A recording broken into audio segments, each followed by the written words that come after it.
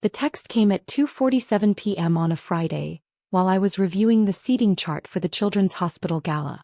700 guests. 40 corporate sponsors. 2 governors, 3 senators and the lieutenant governor. All confirmed. My phone buzzed. Don't come to the family reunion tomorrow.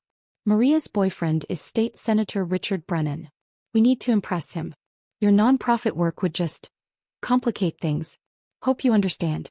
Dad. I stared at the message for a long moment. 12 years of building one of the most successful children's advocacy organizations in the state, and my father still thought I worked at a little charity. I wasn't angry. I was done. I typed back, okay. What my family didn't know, what they'd never bothered to ask, was that Senator Richard Brennan was the keynote speaker at my gala. That same night. At the same country club where they were holding their reunion. And he'd be sitting at my table.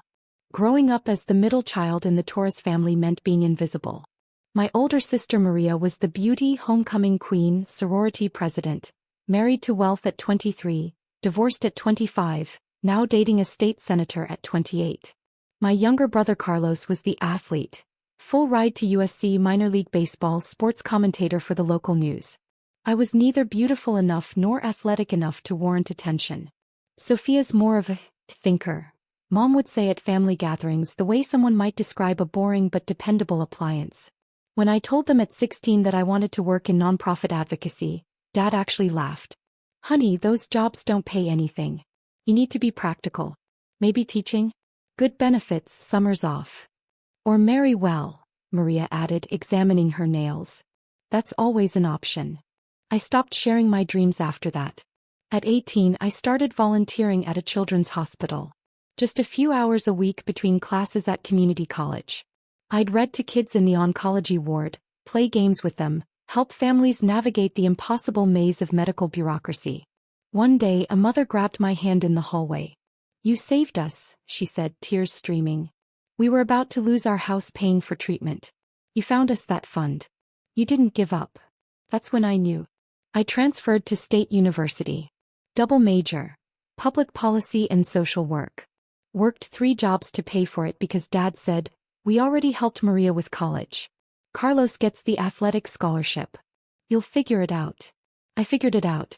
Graduated with honors at 22. Got hired at a small children's advocacy nonprofit making $31,000 a year. My family congratulated me the way you might congratulate someone on a participation trophy. That's nice, Mija, Mom said at Sunday dinner. But when are you going to get a real career? Maria, who was planning her second wedding at the time, patted my hand. It's sweet that you want to help people. But you also need to think about your future. I just smiled. I am.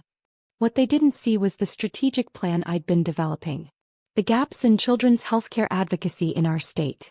The funding opportunities nobody was pursuing. The policy changes that could save thousands of families from bankruptcy while their kids fought for their lives. At 23, I founded my own organization, Children's Healthcare Advocacy Network, CHAN. Started with a $50,000 grant I'd written myself, working midnight to 4 a.m. for 6 weeks straight while maintaining my day job. I lived in a studio apartment. Drove a 12-year-old Honda.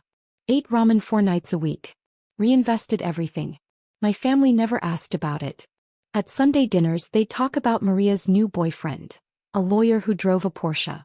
They'd discuss Carlos's rising profile as a sports commentator.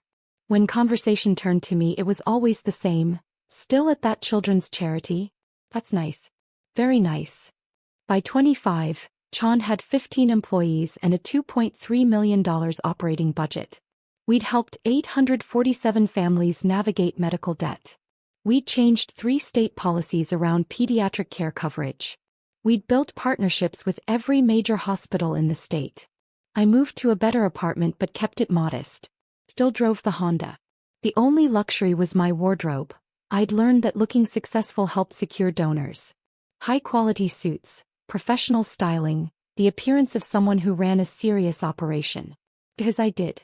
At Sunday dinner Maria noticed my new suit. Finally shopping somewhere nice. Did you get a raise at the charity? Something like that, I said. Good for you, Dad added, barely looking up from his phone.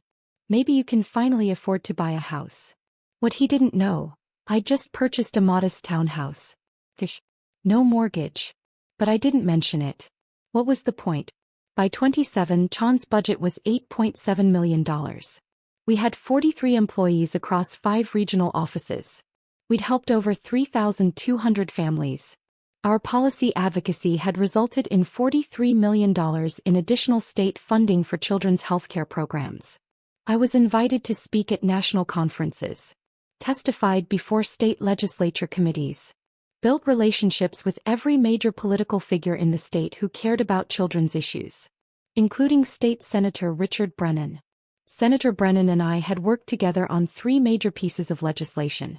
He'd been instrumental in passing the Children's Medical Debt Relief Act, a bill I'd written that helped families discharge medical debt through a state hardship fund. We'd had coffee probably 15 times, strategy sessions, fundraiser planning meetings. He knew me as Sofia Torres, executive director of CHAN. I knew him as a genuinely decent politician who actually cared about policy over politics. When his office called 6 months ago about keynoting our annual gala, I'd been thrilled. The Children's Hospital Gala was our biggest fundraiser. Last year we'd raised $4.2 million in one night. This year we were aiming for $6 million. The guest list included the lieutenant governor, 2 other state senators, dozens of corporate executives, philanthropists, and community leaders. The seating chart alone had taken 3 weeks to finalize. Senator Brennan was at the head table. With me, the lieutenant governor, our board chair, and 2 major donors. What I didn't know until yesterday was that Senator Brennan was also dating my sister Maria. The text from Dad came while I was doing final gala preparations. Don't come to the family reunion tomorrow. Maria's boyfriend is State Senator Richard Brennan. We need to impress him. Your nonprofit work would just complicate things. I read it 3 times. Complicate things. I called my assistant director, James. What time is Senator Brennan arriving tonight? 6:30. He wanted to arrive early to review his speech with you. Perfect. I paused. James, hypothetically, if you found out your family was having a reunion at the same venue as our gala, what would you do? Depends. Are they terrible people or just oblivious? Oblivious. Mostly. Then I'd let the universe handle it. He paused. Wait, Sylvia. Your family reunion is here? Tonight. Apparently. In the small ballroom. And Senator Brennan is. He started laughing. Oh no. Oh, this is beautiful. Your sister is dating our keynote speaker. Seems that way. Are you going to tell them? I thought about 12 years of dismissal. 12 years of, that's nice, Mija. 12 years of being the forgettable middle child with the little charity job. No, I said. I don't think I will. I arrived at the country club at 5 p.m. The grand ballroom looked perfect. Round tables with floor-length linens, centerpieces of white roses and blue hydrangeas, soft lighting that made everything glow. The stage was set with our CHAN logo projected behind the podium.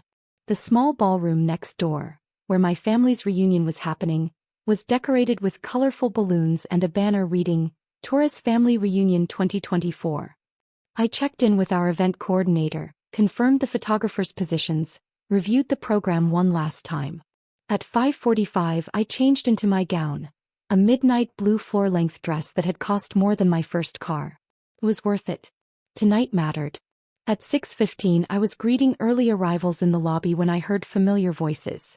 This place is gorgeous, my mother's voice carried. I can't believe Maria's boyfriend is a state senator. A state senator. Just be cool, Mom, Maria's voice tight with nerves.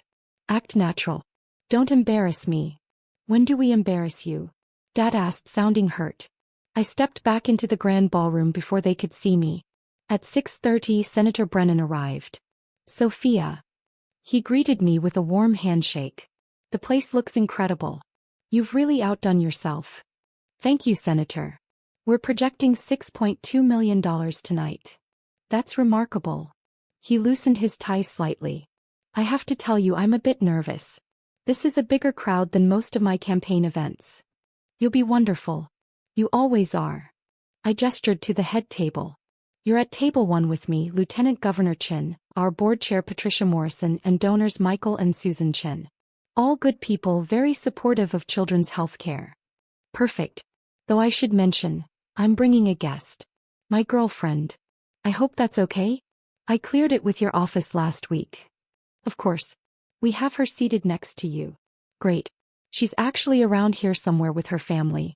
They're having some kind of reunion in the other ballroom. He checked his watch. I should go find her, bring her in for introductions before things start.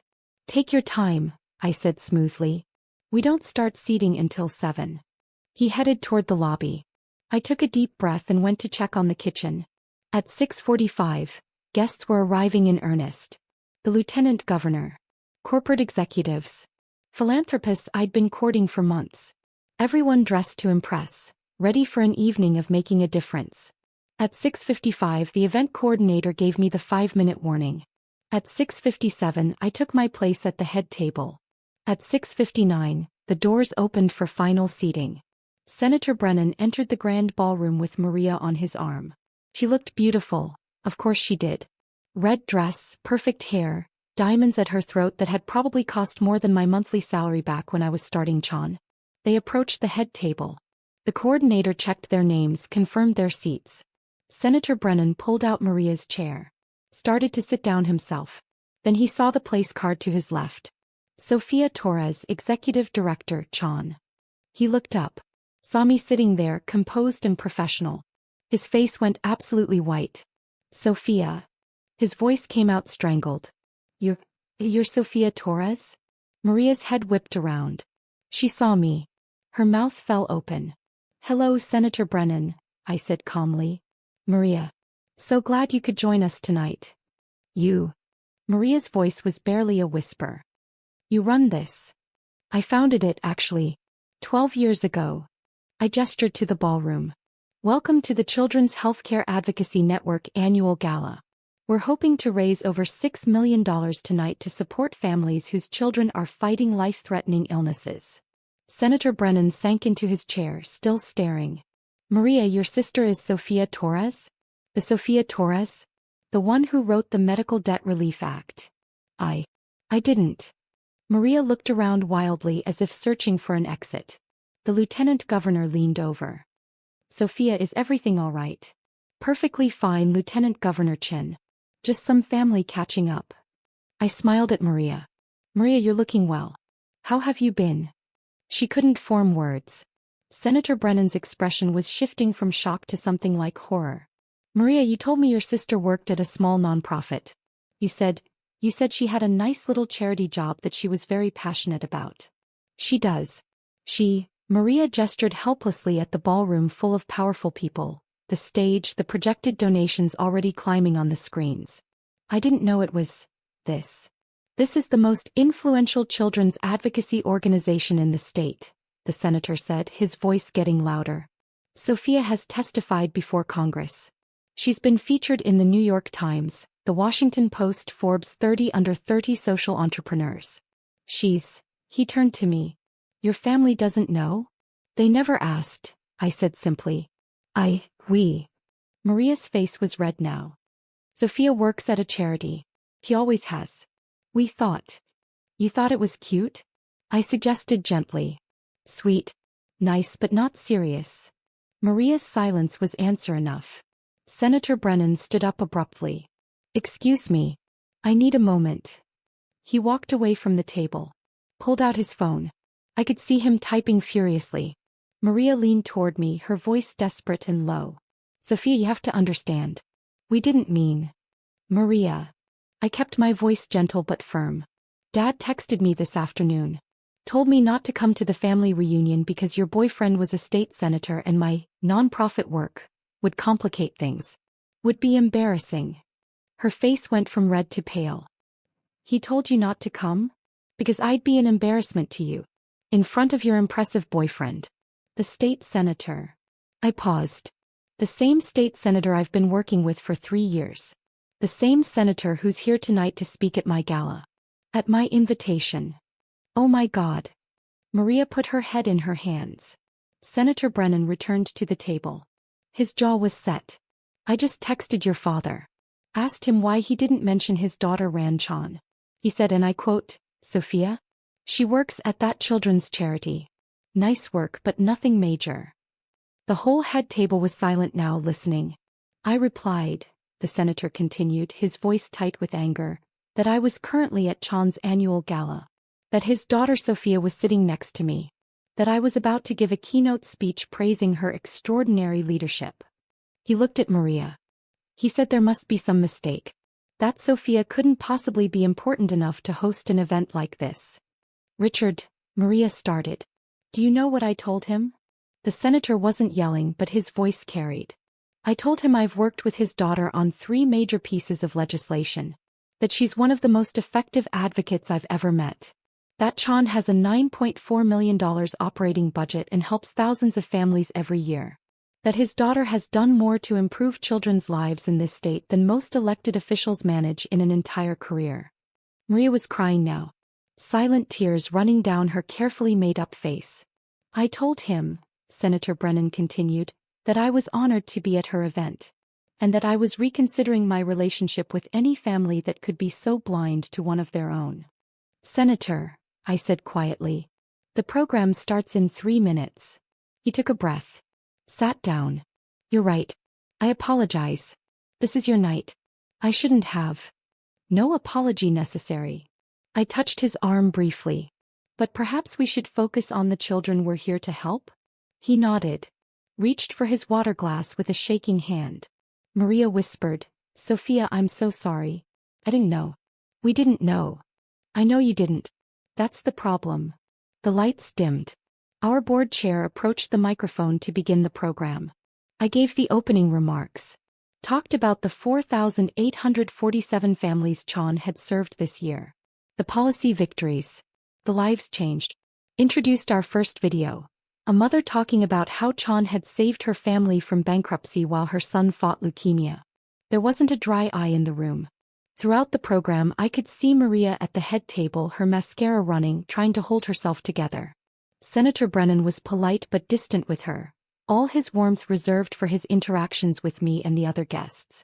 When it was time for his keynote, the senator walked to the podium, adjusted the microphone, looked out at the 700 guests.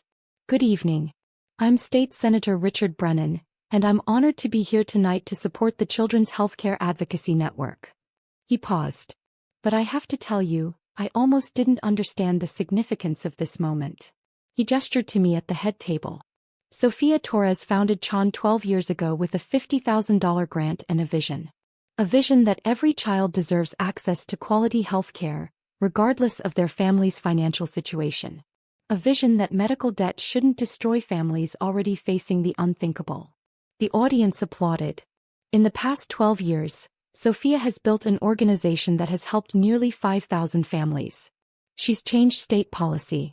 She's testified before legislative committees, including mine, with such clarity and passion that even the most cynical politicians couldn't help but be moved. He looked directly at me. Sophia Torres is the reason we passed the Children's Medical Debt Relief Act.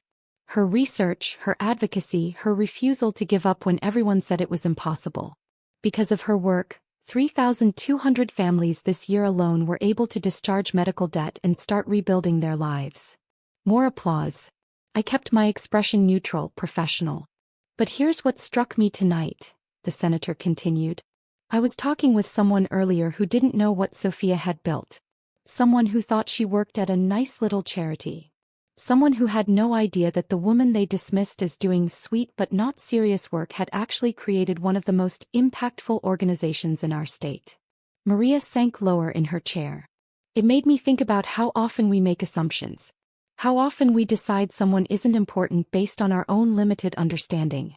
How often we dismiss people who are quietly changing the world because they don't fit our definition of success. He paused, letting it sink in. Sophia Torres doesn't seek headlines. She seeks results. She doesn't build a personal brand. She builds systems that save lives. She doesn't need anyone to recognize her accomplishments, but we should. Because the quiet heroes, the ones doing the work without demanding applause, those are the people who actually change the world. The applause was thunderous now. So tonight, as we raise money for Chan's extraordinary work, I want to challenge everyone in this room. Who are you dismissing? Who have you decided isn't worth your attention? Who have you labeled as nice but not serious? Because I promise you, some of those people are doing the most important work you'll never notice. He looked at Maria again. Then back to the audience. Don't make the mistake I almost made. Don't let brilliant people labor in obscurity because you were too proud to ask them about their work. Don't assume that quiet means inconsequential. He raised his glass. To Sofia Torres and to everyone doing vital work without asking for recognition. May we have the wisdom to see you, the grace to celebrate you, and the humility to learn from you. The entire ballroom stood. 700 people giving a standing ovation. I stood too, nodding my thanks, maintaining my composure even as my heart raced. The senator returned to the table. Sat down next to Maria, who was openly sobbing now. I'm sorry, he said quietly to her. But I can't be with someone who treats family that way. Who dismisses her own sister's accomplishments because they don't look like success in a form she recognizes. Richard, please. I'll have my assistant send your things to your apartment. He stood. Enjoy the rest of the evening. He moved to the empty seat on my other side. Maria fled the ballroom. During the silent auction portion of the evening, my phone exploded with messages. Dad, Sofia, we need to talk. Now. Mom, how could you not tell us? Carlos, sis, what the hell? You run that organization? Aunt Teresa, your father just told me. I'm so proud of you.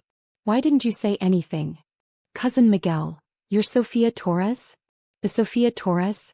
I literally cited your work in my master's thesis. I turned my phone face down and focused on my guests. The lieutenant governor approached during cocktail hour. Sofia, that was quite a moment with Senator Brennan. Is everything all right? Family dynamics, Lieutenant Governor. Nothing that should concern you. She smiled knowingly. I understand family dynamics. Mine thought I was playing politics for 15 years. Then I got elected to statewide office and suddenly they all had opinions about my policy positions. She sipped her wine. The people who don't ask don't deserve to know. You don't owe them your story just because you share DNA. Thank you for that. Besides, she continued, your work speaks for itself. I've been reviewing the budget proposal Chan submitted for next year's state funding. Brilliant work. Let's schedule a meeting next week to discuss it. I'd be honored, Lieutenant Governor. By the end of the evening, we'd raised $6.8 million. 700,000 more than our goal. Senator Brennan found me as guests were leaving. Sofia, I apologize for the scene. That wasn't professional. Senator, you spoke from the heart about something you believe in. That's exactly what we needed tonight.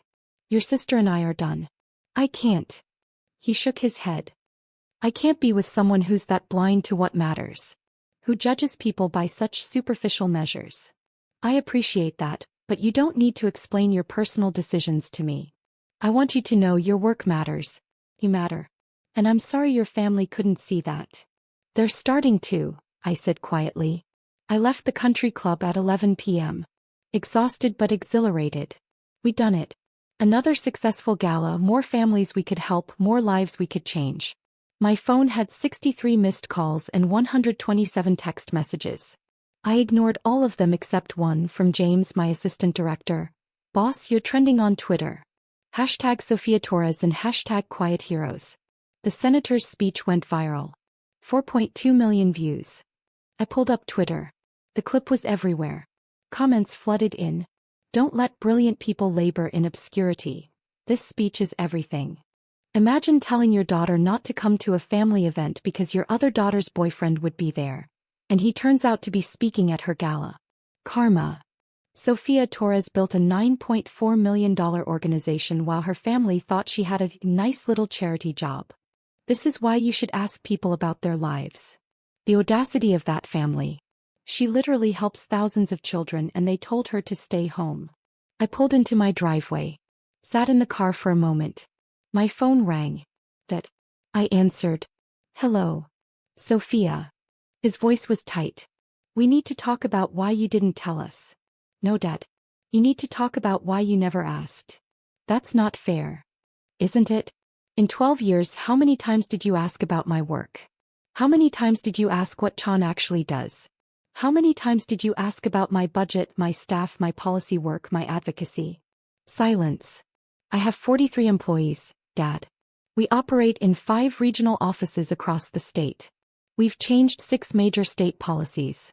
We've helped 4,847 families in the last year alone. We have partnerships with every major hospital system in the state. I've testified before Congress twice. You testified before Congress? 3 years ago and again last year. It was in the Washington Post. The New York Times did a profile on me for their People Who Matter series. Forbes named me to their 30 under 30 list when I was 26. We didn't see. You didn't look. There's a difference. I let out a breath. You texted me this afternoon and told me not to come to the family reunion because my work would embarrass you in front of Maria's boyfriend. Do you understand how that felt? We didn't mean. You meant exactly what you said. You were embarrassed by me. By my little charity job. By the daughter who wasn't glamorous like Maria or successful like Carlos. The daughter who was just there. Sophia, that's not true. Then tell me 3 things about my life that you learned by asking, not by accident. 3 things you know because you cared enough to ask. The silence stretched for 30 seconds. 45. A minute. That's what I thought, I said gently. Dad, I don't need you to suddenly be proud of me because a senator gave a speech and Twitter is paying attention. I needed you to be interested in me when it was just me doing work I believed in, building something that mattered. I'm sorry. His voice cracked. Mihija, I'm so sorry. We failed you. Yes, you did. But Dad?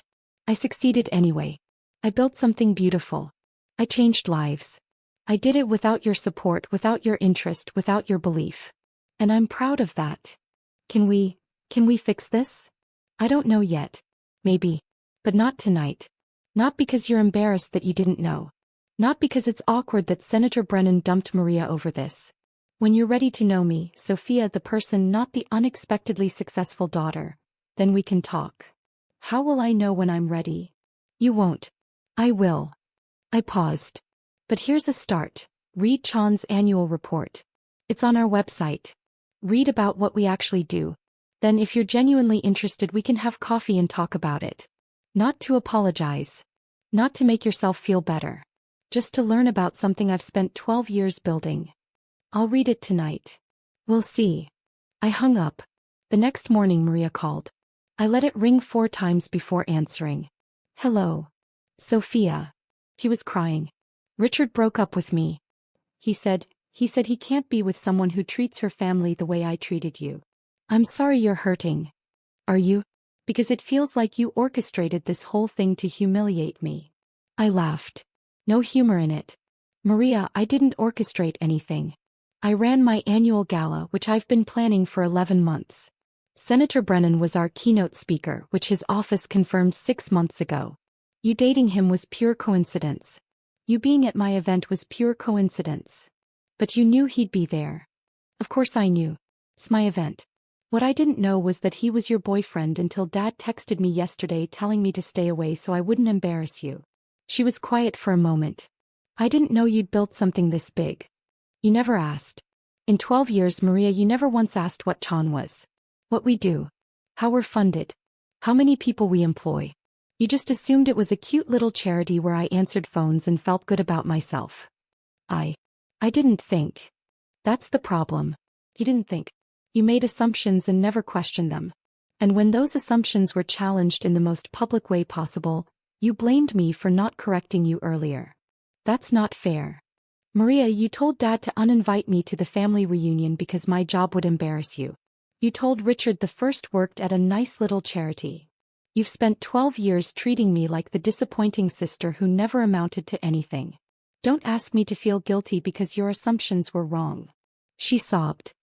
I lost him because of this. No. You lost him because of who you are. Because when confronted with your sister's actual accomplishments, you didn't feel pride or joy. You felt embarrassed that you'd gotten it wrong. Richard saw that. And he made his choice. So you're just going to let my relationship die? Maria, it's not my job to save your relationships. It's not my job to make you look good. It's not my job to hide my accomplishments so you feel better about dismissing them. I softened slightly. But it is my job to tell you the truth. You have a choice. You can be angry at me for succeeding quietly. Or you can examine why you needed to diminish me to feel secure in your own success. I never. You did. Every time you called it my little charity. Every time you changed the subject when I tried to share my work. Every time you introduced me as my sister who works at a nonprofit, with that particular tone that said, "Isn't that sweet but pointless?" Silence. "I'm going into therapy," she finally said. Richard's breakup made me realize. I don't like who I've become. That's good, Maria. Really? Can we have coffee? After I've done some work on myself? I thought about it. In a few months, maybe. When you're doing therapy for yourself, not to fix things with me or win Richard back. When you're ready to meet me as an equal, not as the sister you need to feel superior to. Okay, she whispered. Okay. 3 weeks later, Dad called. Sophia, I read the annual report. All of it. Then I read the articles about you. The Forbes profile. The Washington Post piece. The congressional testimony transcripts. And I understand now why you're angry. Why you've kept your distance. He paused. I also understand that I don't know you at all. The woman in those articles, the Sophia who talks about policy and advocacy and systematic change, I don't know her. No, you don't. I'd like to. If you'd let me. What changed, Dad? Because 3 weeks ago you told me to stay home so I wouldn't embarrass the family. I watched Senator Brennan's speech. The full version, not just the clip. And when he talked about dismissing people who are quietly changing the world. His voice caught. I saw myself. I saw what I'd done to you. What we'd all done. That's a start. Can we meet? Just you and me. No agenda. No apologies. Just coffee and conversation. I thought about Margaret's foundation. About the young entrepreneurs I funded who'd been dismissed by their families. About the letter I sent each one. Build something that matters. Make them look. They'd all looked now. 1 hour, I said. Next Sunday. The coffee shop on 5th Street. Thank you, Mija. Don't thank me yet, Dad. This is going to be uncomfortable for both of us. I know. But you're worth being uncomfortable for. Sunday morning I arrived early. Ordered my usual oat milk latte. Sat by the window. Dad arrived exactly on time. Looked older somehow. More uncertain. We sat down. Thank you for meeting me, he said. Tell me something, I replied. And be honest. When did you realize you didn't know me? He was quiet for a long moment. When I called Chan's office to verify the annual report was real. Your receptionist answered. Children's Healthcare Advocacy Network, how may I help you? I asked to speak to Sophia Torres. She said, may I ask what this is regarding? I said, I'm her father. There was this pause. Then she said very carefully, Torres speaks very highly of her work with families.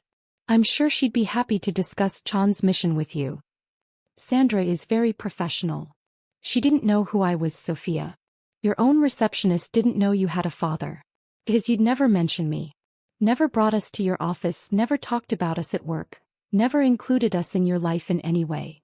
You never asked to be included. I know. He looked down at his coffee. But it still hurt. Realizing my daughter had built this entire life, this entire world-changing organization, and I wasn't part of it. Wasn't even a footnote.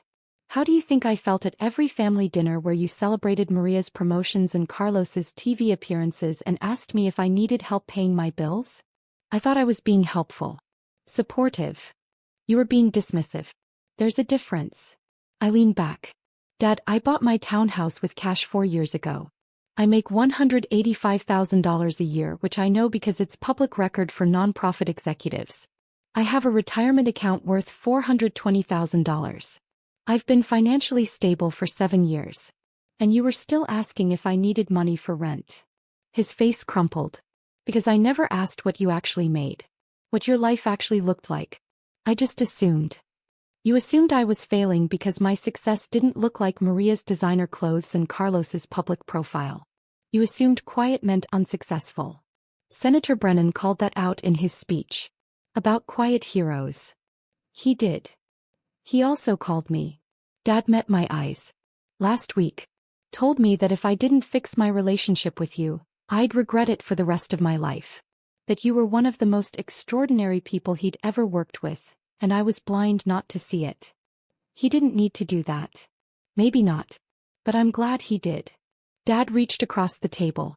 Stopped short of touching my hand. Sophia, I don't know how to fix 12 years of not paying attention, of not seeing you. But I want to learn. I want to know the woman who built Chan. Who changes policies and saves families and testifies before Congress. That's not all I am, Dad. I know. That's what I'm trying to say. I don't know what else you are. What you love, what you read, what you dream about, who your friends are, what makes you laugh. I don't know my own daughter. I took a sip of my coffee. Let the moment breathe. I collect vintage political campaign buttons, I said finally. I have over 300 of them from 1896 to present day. I'm obsessed with The West Wing. I've watched the entire series 11 times. I foster senior dogs because shelters have trouble placing them. I'm teaching myself piano. I'm terrible at it, but I love it anyway. Dad's eyes were wet. I didn't know any of that. Because you never asked. But Dad. I met his gaze. I'm telling you now. That's all I can offer. The chance to start knowing me. Not as the daughter who disappointed you, not as the unexpectedly successful surprise, but as me. The whole person. I'll take it. Whatever you're willing to give. I'll take it and be grateful. We talked for 2 hours. I told him about my work, yes, but also about the foster dogs, the piano lessons, the campaign button collection. He told me about his own life in ways he never had. His regrets, his fears, his slow realization that he'd valued the wrong things. It wasn't forgiveness. Not yet. But it was a start. 6 months later, Chan celebrated its 13th anniversary. We'd just secured a $12 million state contract to expand our services to rural communities. The celebration was at our main office. Staff, board members, volunteers, families we'd helped. And in the corner, looking slightly uncomfortable but genuinely trying, my parents. Dad had read every article I'd sent him, attended 2 of my speaking engagements, volunteered to help with our fundraising database, a job he was surprisingly good at. Mom had started volunteering in our family support program, using her social work degree she'd let lapse 20 years ago. Maria was still in therapy. We'd had coffee twice. Progress was slow, but it was progress. Carlos had written a sports commentary piece about me, the sister I didn't know, what sports can learn from Sofia Torres's quiet leadership. But the most meaningful moment came when a mother approached me during the celebration. Miss Torres, I wanted to thank you. Chan helped us last year when my daughter needed emergency surgery. You personally called me to walk through the hardship fund application. You stayed on the phone for 90 minutes helping me gather documentation. You saved our home. My dad overheard. Watched the mother hug me, tears in her eyes. After she walked away, he said quietly, "You do that often? Personally call families. When I can. It's why I built this. To help people the way I wish someone had helped me understand that my worth wasn't determined by other people's attention. I'm so proud of you, Mija." "Thank you, Dad." I paused. "But I built this for me. For the families. For the kids who deserve healthcare regardless of their parents' bank accounts. Your pride is welcome, but it's not why I do this." He smiled. Sad but genuine. "I know. That's why I'm proud.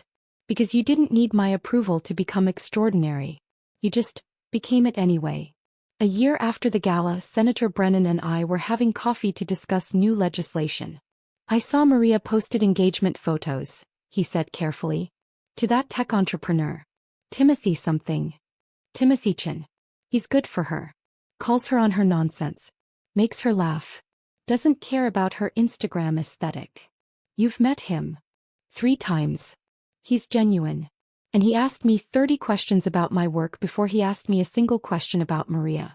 That's how I knew he was different." The senator smiled. "And how are things with your family?" "Better. Slow but better. Dad volunteers at Chan now. Mom runs a support group for parents navigating medical crises. Carlos did a whole segment on invisible success inspired by our story. And Maria? Still in therapy. Still trying. We have lunch monthly. Last time she brought me a vintage McKinley campaign button for my collection. She'd been looking for 3 months. That's growth. It is. I sipped my coffee. But you know what the best part is? I don't need their validation anymore. It's nice when they show interest. But Chan succeeds whether they notice or not. Families get help whether my parents are proud or not. I built something that matters, and that matters more than their belated recognition. "Don't let brilliant people labor in obscurity," he quoted his own speech. I still get emails about that. People sharing their stories of being dismissed, underestimated, told their work didn't matter. Good. They should share those stories. Because somewhere, someone needs to hear that quiet doesn't mean unsuccessful. That doing meaningful work is more important than getting credit for it. He raised his coffee cup. To quiet heroes. I clinked my cup against his. To doing the work that matters whether anyone's watching or not. Because at the end of the day that was the real victory. Not the senator's viral speech. Not my family's belated recognition. Not Maria's boyfriend breaking up with her at my gala. The real victory was the 4,847 families we'd helped last year. The policies we'd changed. The children who got the medical care they needed. The parents who didn't lose their homes to medical debt. I'd built something that mattered while everyone thought I was just working at a nice little charity. And I'd do it all over again.